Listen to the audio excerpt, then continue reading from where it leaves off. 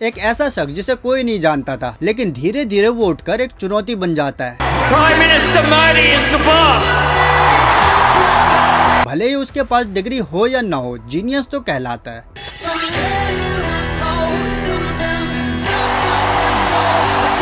एक वक्त था जब वो चांद को सूरज और सूरज को चांद बोल दे तो भी लोग उसे सच मान लेते। क्या दिया मोदी ने? बहुत ही भगवान थी हम लोग को, भगवान को मानता है, कृष्ण भगवान है वो। और हाँ, वो बन चुका था अजय, जिसे कोई नहीं हरा सकता। वहीं दूसरी तरफ जिसके खानदान की लेगेसी सालों से भारत पे राज कर रही थी, जो खुद भी हार्वर्ड से पढ़ के आया था, उसे बना दिया गया था पप्पू।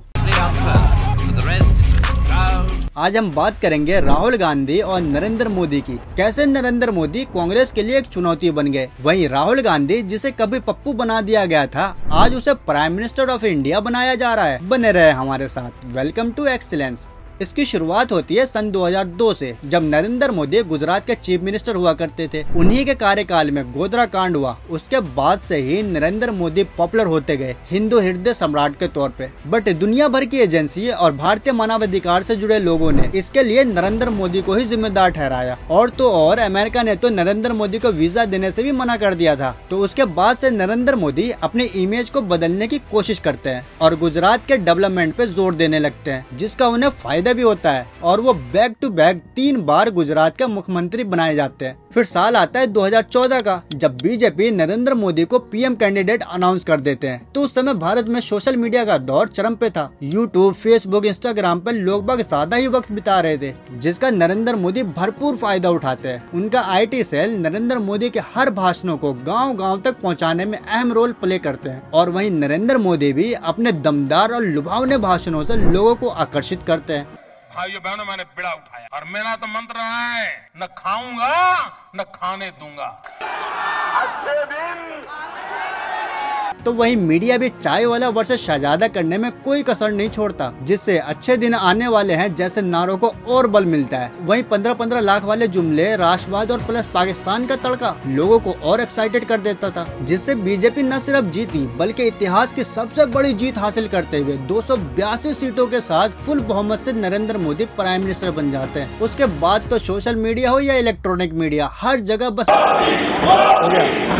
राहुल गांधी की तो कहीं कोई बात ही नहीं करता, चाहे अचानक से किए गए नोटबंदी हो या बेतुके ढंग से लगाए गए GST। फिर साल आता है 2019 का। एक बार फिर से नरेंद्र मोदी सेम स्ट्रेटेजी अपनाते हैं और इस बार भी फुल बहुमत से सरकार बना लेते हैं और अगेन फिर से नरेंद्र मोदी प्राइम मिनिस्टर बनते हैं। अब इस इलेक्शन में क्या होता है कि ज्यादा जोर राहुल गांधी को पप्पू साबित करने और नरेंद्र मोदी को महान बनाने की थी, जिसका उन्हें बड़ा फायदा हुआ। और इस बार तो पहले से भी ज्यादा 303 सीटें जीत लेती है। और अब बैक टू बैक कांग्रेस की इतनी बुरी हार का जिम्मेदार हर कोई राहुल गांधी को ठहराने लगता है, जिससे राहुल गांधी परेशान होकर कांग्रेस अध्यक्ष का पद ही छोड़ देते हैं और सक्रिय राजनीति से कुछ दिनों के लिए गायब भी हो जाते हैं। फिर उसके बाद जब वो भारत लौटते हैं तो वो अपने संसदीय क्षेत्र समेत देश भर का दौरा करते हैं। महंगाई, बेरोजगारी का मुद्दा उठाते हैं तो कभी किसानों के हक की बात करते नजर आते हैं, जिससे राहुल गांधी की लोकप्रियता बढ़ने लगती है। और इतना ही नहीं, उनकी पार्टी कांग्रेस भी थोड़े थोड़े ही सही लेकिन अपनी खोई हुई शाख वापस पाने लगती है। जहाँ 2014 में कांग्रेस महज 44 सीट पर सिमट गई थी, वहीं 2019 में 52 पे आ जाती है। फिर साल आता है 2024 का, जब देश भर में मोदी विरोध हो रहा होता है। किसान, दलित, अल्पसंख्यक समेत बेरोजगार युवा और छात्र सड़कों पर थे, तो इंडिया अलायंस इस मौके को भुनाने की भरपूर कोशिश करता है। अब कांग्रेस को लगने लगता है कि इस इलेक्शन में तो मोदी को उखाड़ फेंका जा सकता है। बट जब नतीजा आता है तो एक बार फिर से कांग्रेस अलायंस हार चुकी होती है और एक बार फिर से नरेंद्र मोदी प्राइम मिनिस्टर बनते हैं। लेकिन इस बार बीजेपी अकेले अपने दम पर नहीं, बल्कि नीतीश कुमार और चंद्रबाबू नायडू के सपोर्ट से पीएम बनते हैं। अब देखो, राहुल गांधी जिसे एक समय पप्पू कहकर चिढ़ाया जाता था, और तो और सबने उन्हें ही कांग्रेस की इस दुर्दशा का जिम्मेदार भी ठहराया था, जैसे इसी ने ही कांग्रेस को 44 सीट पर लाके गिरा दिया हो। अब उसी पप्पू की बदौलत कांग्रेस 44 से 55 पे आती है और 55 से 99 तक पहुंच जाती है। और जिसे कभी अजय बोला गया था, जिसके वाराणसी सीट के जीत का मार्जिन कभी 4,70,000 से ज्यादा हुआ करता था, वो अब सिर्फ 1.5 लाख पे आ गया। अब 2024 में जो ये सब कुछ घटनाक्रम हुआ, उसको देखते हुए राहुल गांधी क्या करते हैं कि वो अपनी पार्टी की समीक्षा करते हैं। तो उनको इनपुट मिलता है कि हम तो 100% जीत रहे थे, बट पता नहीं कैसे हम हार गए। तो राहुल गांधी क्या करता है कि वो अपने 1-2 सीटों का गहन इन्वेस्टिगेशन करते हैं और महीनों तक एविडेंस कलेक्ट करने के बाद वो सारे राज खुलकर सामने आ जाता है, जो कांग्रेस के हार की वजह बनता है। अब कांग्रेस पार्टी और राहुल गांधी को सब कुछ समझ आ जाता है कि उनकी पार्टी हार नहीं रही है बल्कि हराया जा रहा है। उसके बाद राहुल गांधी सारे एविडेंस इकट्ठा करके मीडिया बुलाते हैं और सब कुछ क्रिस्टल क्लियर करके दुनिया के सामने रख देते हैं। अब मैं आपको 5 उदाहरण देता हूँ। ये देखिए गुरकीरत सिंह डांग, इसका नाम 4 अलग अलग बूथों पे आता है। एक और उदाहरण,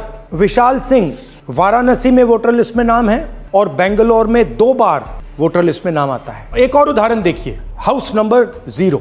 तो आपने कभी सुना है हाउस नंबर 0? मगर बेंगलोर में हजारों हाउस नंबर 0 हैं वोटर लिस्ट पे। हाउस नंबर 35 की कहानी सुनिए, छोटा सा घर है, ज्यादा से ज्यादा 4 लोग रह सकते हैं, मगर इस 35 में 80 लोग वोटर लिस्ट में रजिस्टर्ड है। बट इसका जवाब ना तो इलेक्शन कमीशन ऑफ इंडिया के पास था और न ही नरेंद्र मोदी के पास। उसके बाद तो तमाम राजनीतिक पार्टी इलेक्शन कमीशन से सवाल करते हुए उन्हें कटघरे में खड़ा कर देती है, पर कोई जवाब नहीं मिलता। तो सारा विपक्ष राहुल गांधी के नेतृत्व में संसद से लेकर सड़क तक मार्च करते हैं, जिससे राहुल गांधी का कद सबसे बड़ा हो जाता है। और आम लोगों को भी राहुल गांधी की बातें सही लगती है, क्योंकि इलेक्शन कमीशन जो अपनी सफाई में जो प्रेस कॉन्फ्रेंस की थी वो संतोषजनक नहीं था।